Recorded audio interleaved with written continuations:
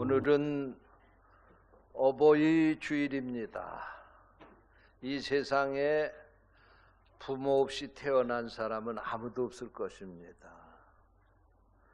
또 어떤 부모가 계산해서 자식을 낳아서 키운 부모가 없을 것입니다. 요즘 세태를 보면서 참으로 안타까운 것은 요즘 사람들은 모든 것을 다 경제 논리로 해석하려고 합니다. 자식 낳는 것도 다 경제 논리 가지고 자식 낳겠다 못 낳겠다 그렇게 따지는 거예요. 여러분, 사랑은 계산을 초월하는 것인 줄로 믿으시기 바랍니다. 하나님이 우리를 사랑하시는데 계산해서 우리를 사랑하지 않았어요. 하나님이 우리를 계산해서 사랑하셨다고 하면 독생자 예수 그리스도를 이 땅에 보내시지 않았을 것입니다. 하나밖에 없는 아들을 이 세상에 보내지 않았을 것입니다. 그런데 하나님은 계산하지 않았기 때문에 우리에게 독생자를 보내셨습니다. 할렐루야. 여러분, 오늘 우리가 살아갈 때에도 하나님을 사랑하는 것도 계산하면서 하면 안 돼요. 하나님이 우리를 어떻게 사랑하셨기 때문에 우리도 이만큼 사랑해야 되겠다. 천만의 말씀입니다. 진정으로 우리가 사랑을 한다고 하면 사랑은 계산 이상입니다. 여러분, 오늘 우리 부모님들이 바로 그 하나님의 사랑을 가지고 이 세상에서 우리를 낳으셨고 또 우리를 키워주셨습니다. 그러므로 우리가 이 부모님을 생각한다고 하면 우리에 있는 모든 것을 다 드려도 그 은혜를 갚을 길이 없습니다. 그래서 하나님은 우리에게 네 부모를 공경해야 된다고 명령하신 것입니다. 이 공경이라고 하는 것에는 조건이 없습니다. 이런 부모는 공경하고 이런 부모는 공경하지 말라. 부모가 자식에게 이렇게 해줬기 때문에 공경하고 부모가 이렇게 못해줬기 때문에 공경 안 해도 된다 하는 조건이 없습니다. 부모기 때문에 공경해야 됩니다. 할렐루야. 그러면 하나님께서 그런 사람들에게 복을 주신다는 거예요. 그래서 오늘 바울 사도는 본문에서 이렇게 말씀합니다. 네 부모를 공경하라고 하는 이 말씀을 하나님께서 하셨는데 이 부모를 공경하라고 하는 이 말씀은 약속 있는 첫 계명이니라. 그러면서 하나님이 약속하신 게 뭐냐? 네가 잘되고 땅에서 장수하게 해주신다고 하는 약속을 하셨다. 그렇게 말씀을 하고 있습니다. 여러분, 그렇습니다. 다른 계명에는 약속이 없어요. 살인하지 말라, 당연한 거예요. 간음하지 말라, 당연한 거예요. 간음 안 하면 무슨 3,000국녀를 주겠다. 도둑질하지 말아라, 그러면 땅을 10섬지기씩 주겠다. 그렇게 하나님이 약속한 적 없습니다. 그런데 부모를 공경하는 자에게는 하나님이 약속을 하시는데 따라서 하시기 바랍니다. 네가 잘되고 땅에서 장수하리라. 그렇게 하나님이 축복을 약속해 주셨습니다. 그래서 이 계명을 갖다가 약속 있는 첫 계명이라고 그런 거예요. 약속은 네가 잘되고 땅에서 장수하겠다고 하는 이 약속, 그리고 약속 있는 첫 계명이라고 그랬는데 첫 계명은 왜 첫 계명이냐? 이 10계명을 보게 되면 1계명서부터 4계명까지는 우리가 하나님을 어떻게 섬기며 하나님과 어떤 관계를 맺고 살아야 되는가에 대해서 말씀하고 있고요. 5계명서부터 10계명까지는 우리가 이웃과 어떤 관계를 맺고 살아갈 것인가에 대해서 말씀하신 거예요. 그런데 이 5계명이 이웃과의 관계를 맺는 데 있어서 제일 첫 번째 주신 계명이에요. 네 부모를 공경하라 하는 이 계명이 이 대인 계명 가운데 제일 첫 번째로 주신 거기 때문에 첫 계명입니다. 그런데 이것보다 더 중요한 이유가 있습니다. 이 계명이 첫 계명인 이유는 이 계명들을 보게 되면 중요한 순서대로 계명을 주셨습니다. 하나님께서 어쩌다가 그냥 10가지 이렇게 섞어가지고 이렇게 우리에게 이 계명 지켜야 된다 그렇게 말씀하신 것이 아니라 이 10가지 계명을 보게 되면 중요한 순서대로 첫째, 둘째, 셋째, 넷째, 다섯째, 10번째까지 하나님이 정리해서 이 계명을 주신 거예요. 그런데 이 대인 계명 가운데 보면은 부모를 공경하라고 하는 계명을 제일 앞에다 주셨습니다. 이건 뭐냐면 이만큼 이 계명을 지키는 것이 중요하다는 말씀입니다. 할렐루야. 여러분, 부모를 공경하라고 하는 이 계명은 살인하지 않는 것보다 더 중요한 계명입니다.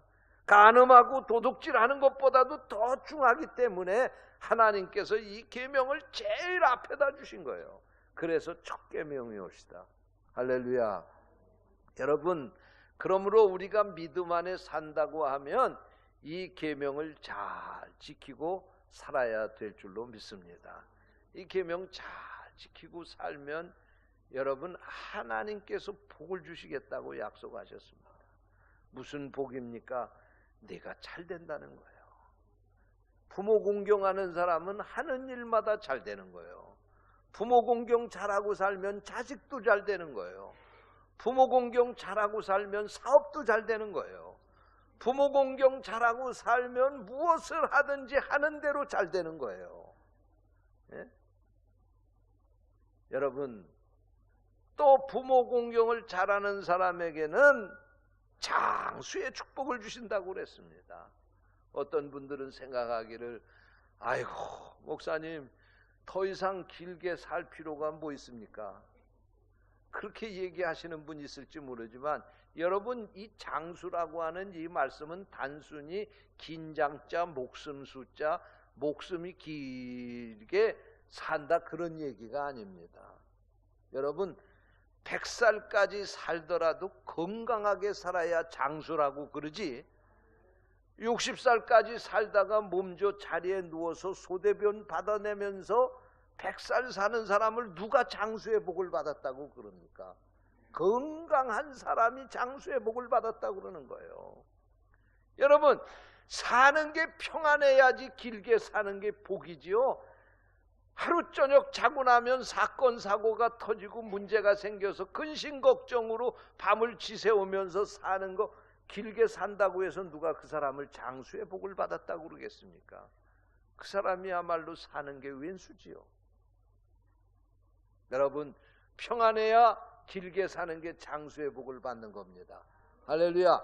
자식들 다 앞장 세워서 보내고 자기만 혼자 살아서 누가 돌볼 사람도 없어가지고 중손자가 돌보고 산다 그러면 누가 그 사람을 장수의 복을 받았다고 그러겠습니까?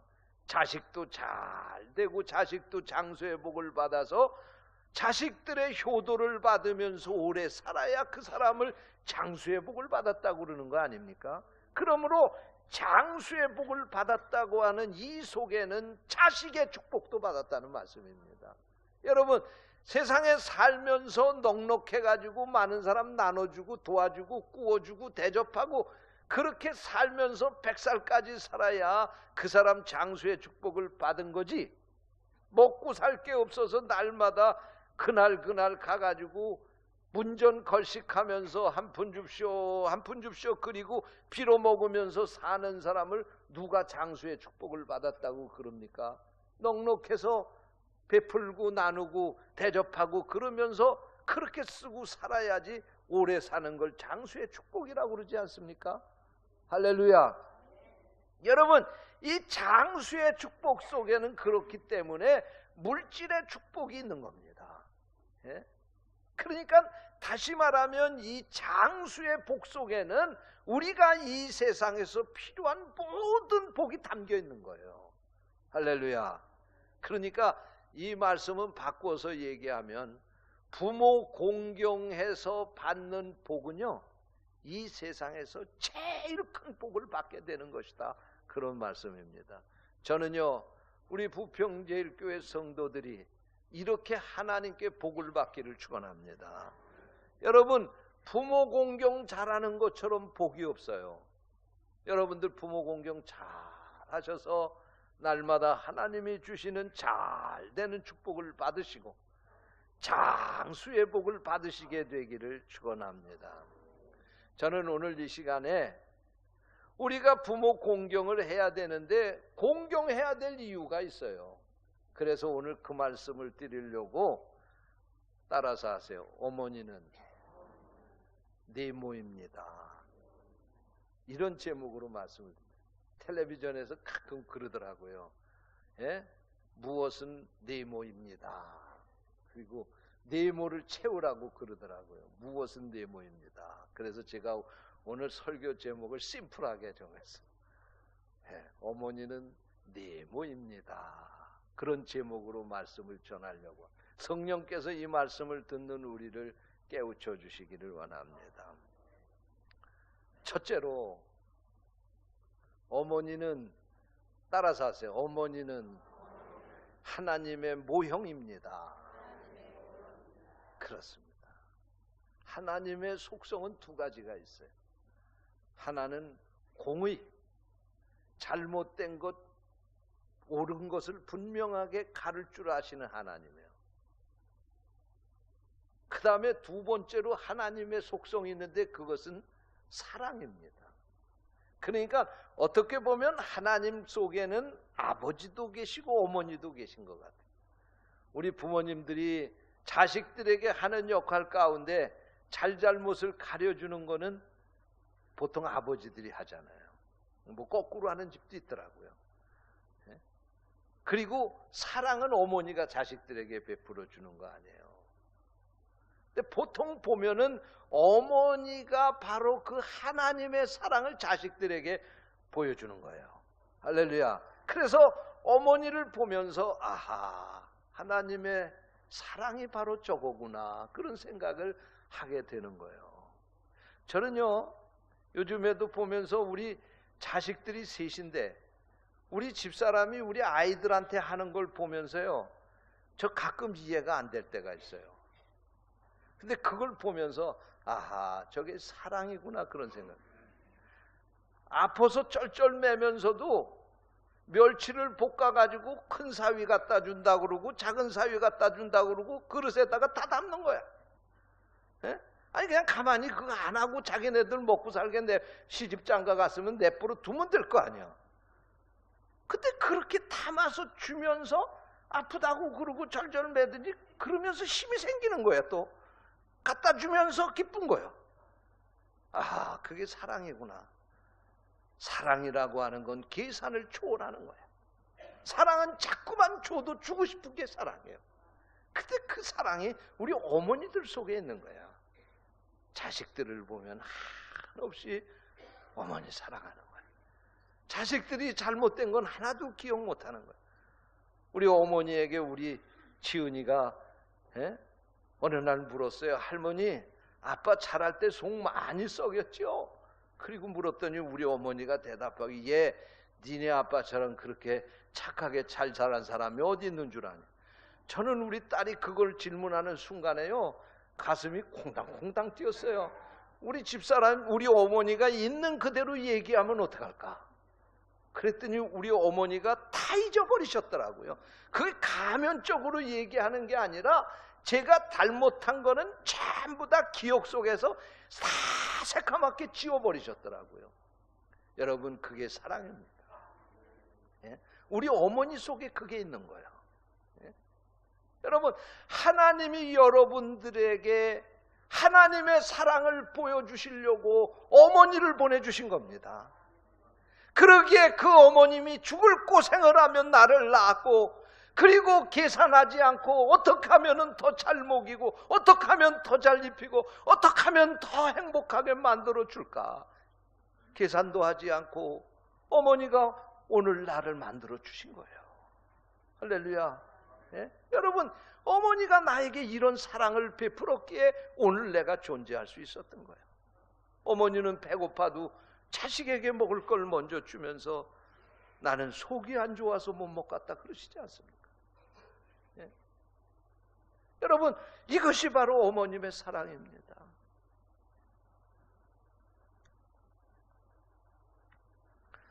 어느 날 TV를 보는데 어버이날 TV 프로그램을 방영을 하더라고요. 그런데 거기에 이런 사연이 나와 있습니다. 앞을 보지 못하는 아들이 있었습니다. 날마다 짜증을 내면서 불평을 하고 절망 속에서 좌절하며 살아가고 있었습니다. 어머니가 아무리 좋은 말로 위로를 해주려고 해도 아들은 어머니에게 어머니가 나처럼 되어봐야 알지 어머니가 내 사정을 아느냐고 짜증만 냅니다. 그러다가 어머니가 결단을 했습니다. 그리고 아들에게 얘기를 합니다. 아들아, 어느 여자분이 자기의 눈을 기증하겠다고 하는 사람이 있어서 내 눈을 수술해서 그 눈 하나를 고쳐줘야 되겠다. 병원으로 가자고 합니다. 그러자 이 아들이 짜증을 냅니다. 엄마, 그까지 눈 한쪽 고쳐서 뭐하냐고. 그러지만 엄마가 간청을 해서, 어머니가 간청을 해서 그 아들을 데리고 가서 병원에서 수술을 받게 해서 수술이 잘 되어서 앞을 보게 되었습니다. 여러분, 두 눈을 감고 있던 사람이 눈 하나라도 회복을 해서 앞을 볼 수 있게 되니 그 감격이 얼마나 대단하겠습니까? 그동안 귀로만 듣던 어머님의 목소리를 듣고 어머니인 줄 알았는데 이제는 자기의 눈으로 어머니를 확인할 수 있게 된 것입니다. 그런데 눈을 떠서 어머니를 보는 순간 그만 이 청년이 기절하고 말았습니다. 왜냐하면 자기에게는 눈이 생겨 눈을 떠서 볼 수 있게 됐지만 어머니의 한쪽 눈이 없어진 겁니다. 눈을 떠서 보니까 어머니의 한쪽 눈이 없어진 겁니다.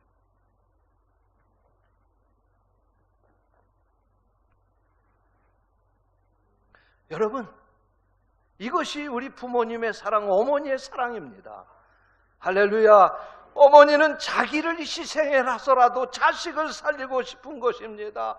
사랑은 유익을 구하지 않는다고 했는데 여러분, 어머니가 바로 이 사랑을 우리에게 보여준 것입니다. 사랑은 주는 것이라고 했는데 어머니는 평생 우리에게 주시기만 하신 분입니다. 그러므로 오늘 우리가 이 어머니의 사랑으로 태어나고 오늘 우리가 될 수 있었던 것입니다. 사랑하는 성도 여러분, 어머니의 이 사랑을 잊지 않고 사는 성도들이 되시기를 축원합니다. 둘째로 따라서 하시기 바랍니다. 어머니는 가장 귀중한 직업이다. 그렇습니다. 이 세상에 직업 가운데 가장 소중한 직업이 있다고 하면 그건 엄마라고 하는 직업일 겁니다. 엄마라는 직업은 온갖 희생과 고통을 감수해야 하는 직업입니다. 남들이 알아주지 않고 누군가가 수고한 것만큼 대가를 받는 것이지만 엄마는 희생과 수고를 해도 일평생 그 보상을 원치 않는 직업이 엄마라고 하는 직업입니다. 사람들은 그 일을 하게 되면 무언가 거기서 대가를 기대하지만 엄마는 자기의 모든 것을 다 불살라 주어도 마지막까지 자기 일에 최선을 다하는 직업입니다.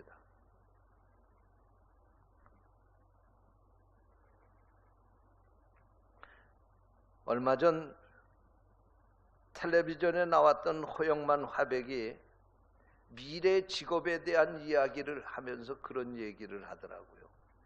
미래에 없어질 직업이 있고 미래에 생겨날 직업이 있다는 거예요.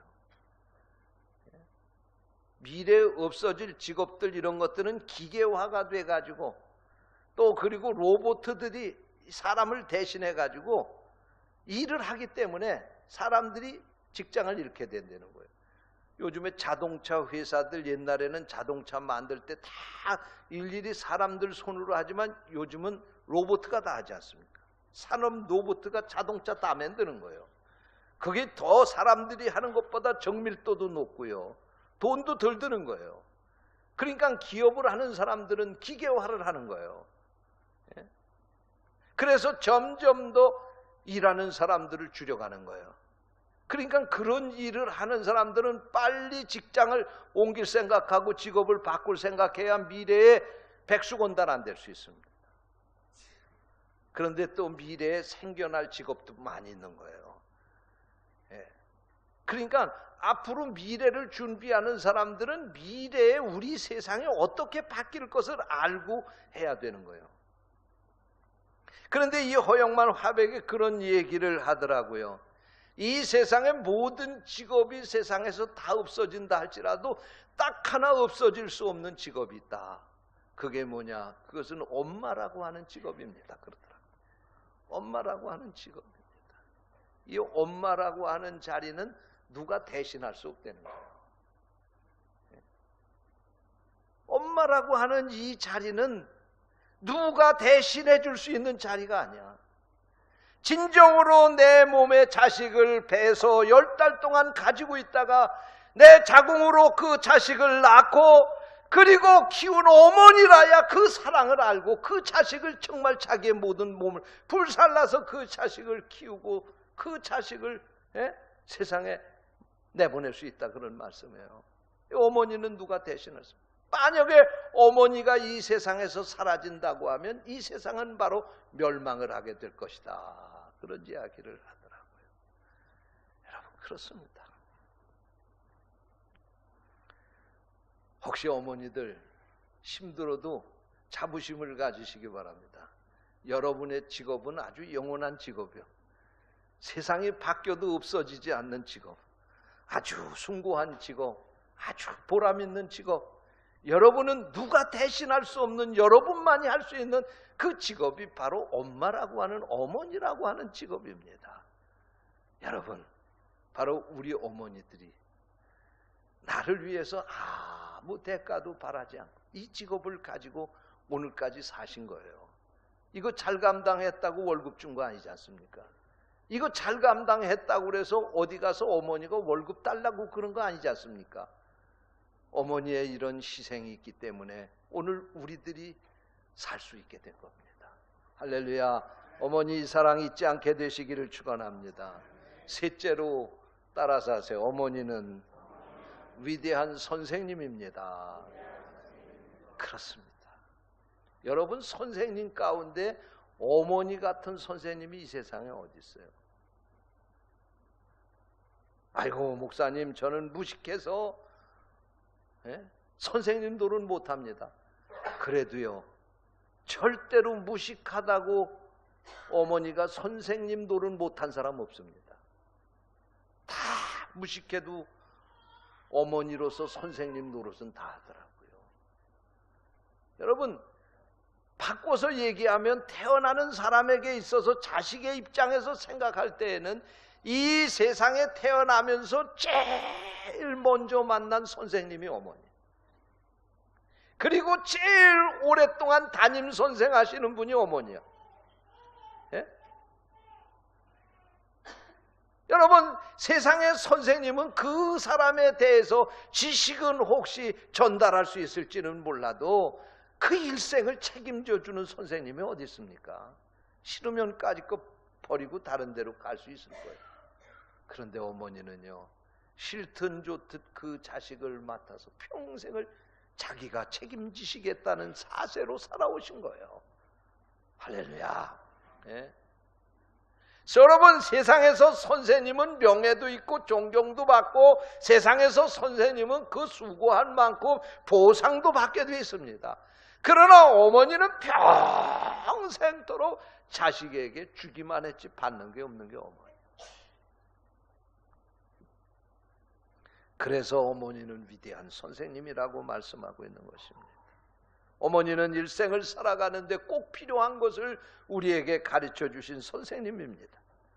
어머니는 영혼을 천국으로 인도해 주신 선생님입니다.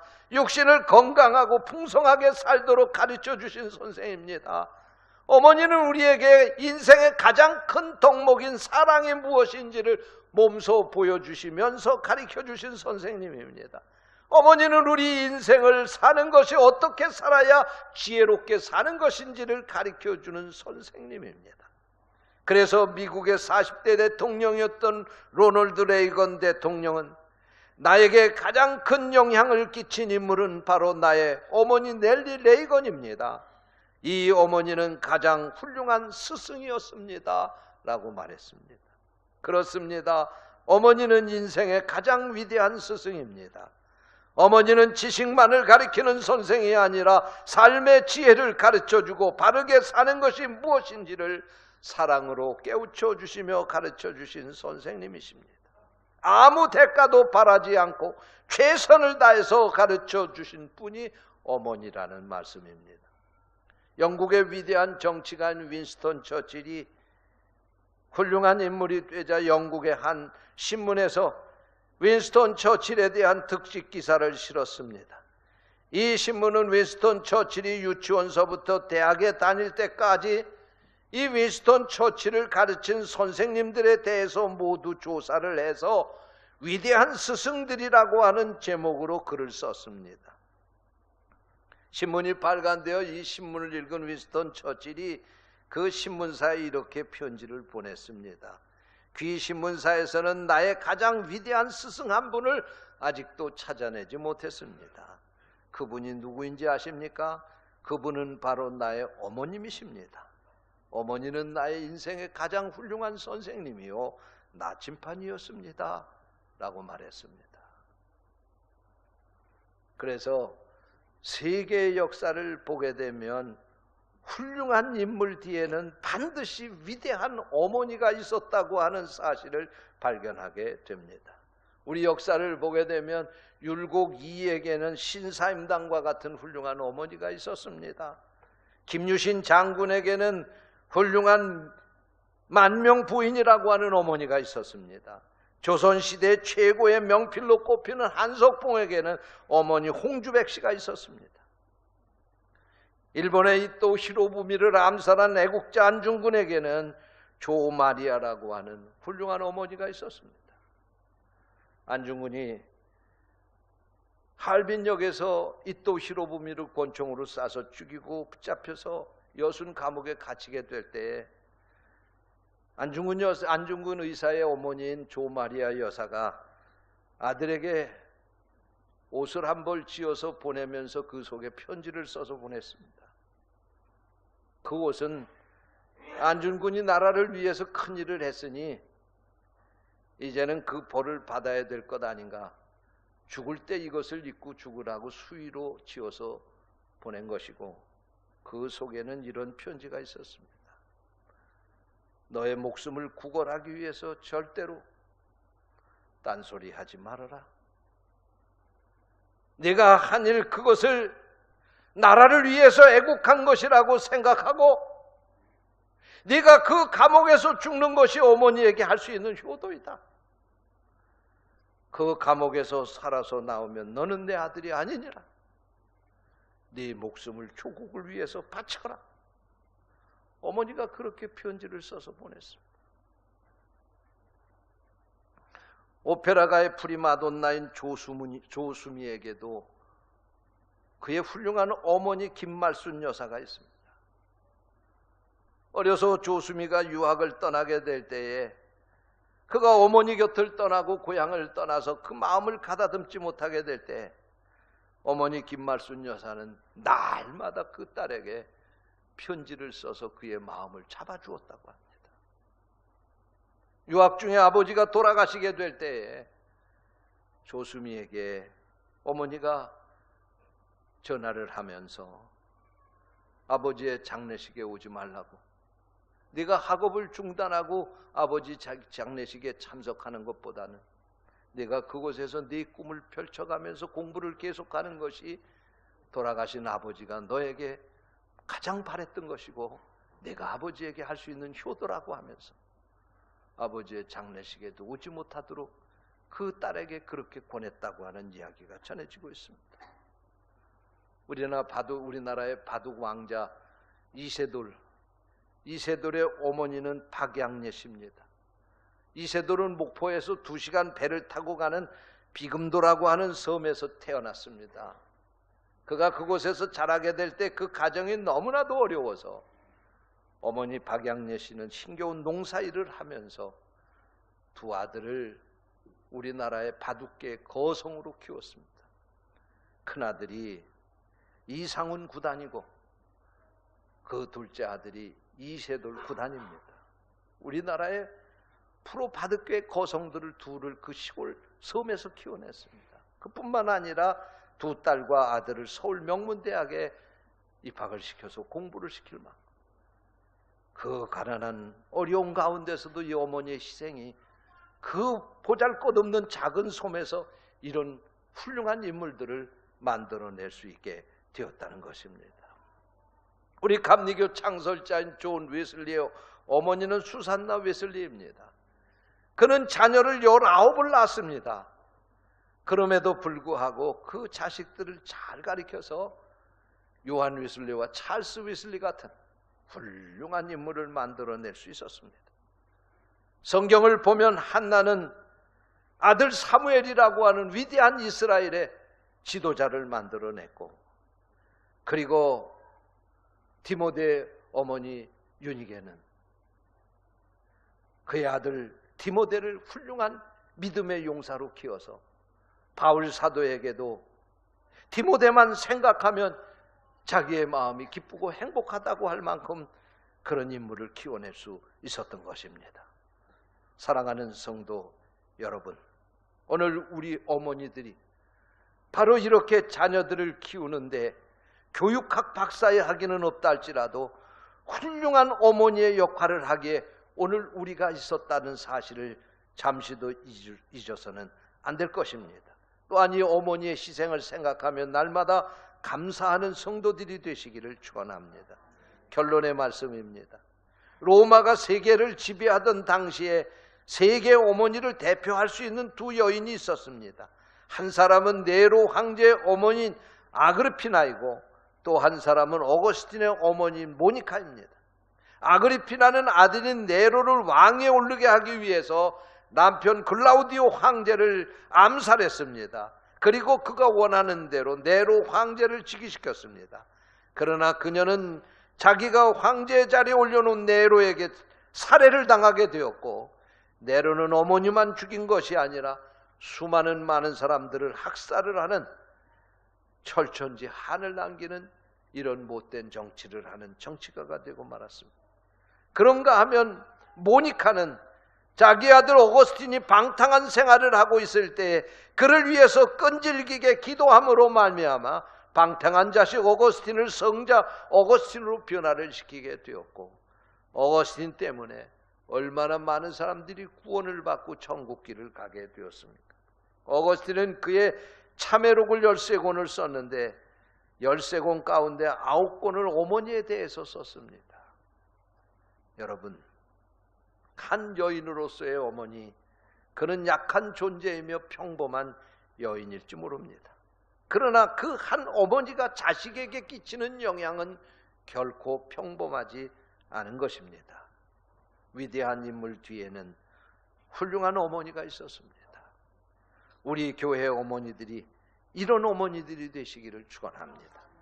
또한 우리 성도들은 이런 어머니를 잊지 않고 날마다 그 은혜, 그 사랑을 기억하며 공경하는 그런 성도들이 되시기를 축원합니다. 기도하겠습니다. 하나님 아버지, 감사합니다. 우리에게 귀한 말씀을 주시고 말씀을 통해서 우리 어머니가 얼마나 소중한지를 깨닫게 해주시니 감사합니다.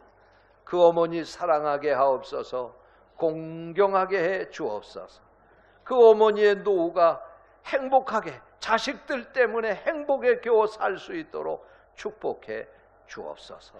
주님의 이름으로 간절히 기도하옵나이다. 아멘.